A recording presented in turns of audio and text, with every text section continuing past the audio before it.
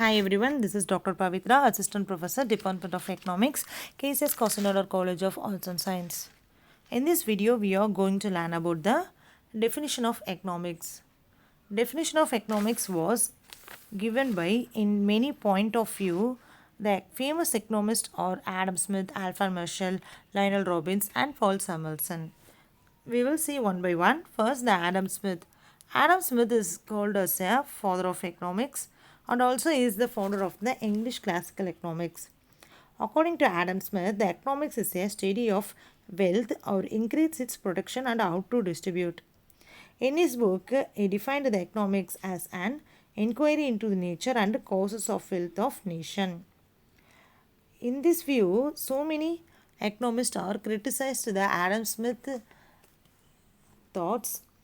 He concerned with one-day production and distribution of wealth, and he ignored the consumption and exchange. In the 19th century, it is unsatisfactory due to the right to private property or wealth as natural and moral right. Next, Alfred Marshall. Alfred Marshall, he find out the mistakes of wealth definition.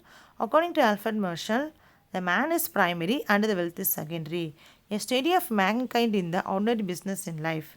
Though income earning, income spending activities of daily life. He defined the economics by in his views. The importance of man because wealth was for man and man was not for health. Therefore, it is a both social science and normative science. He is accepted the views, but he is criticized by the Lionel Robbins. The wealth cannot be measured in terms of money. It included only social activities and not individual activities. Next, Lionel Robbins.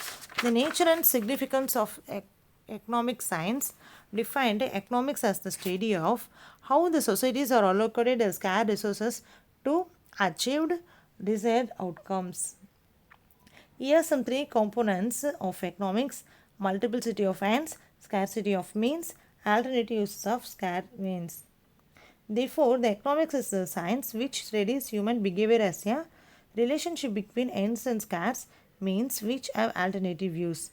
This thought was criticized by some economists.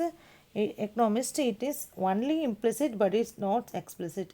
It is too narrow and restricted in scope and solving social and economic problems like ill health, literacy, poverty, etc.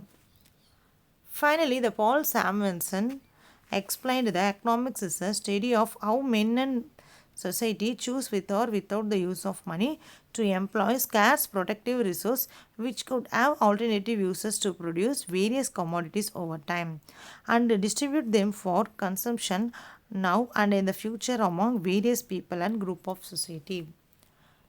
Thank you.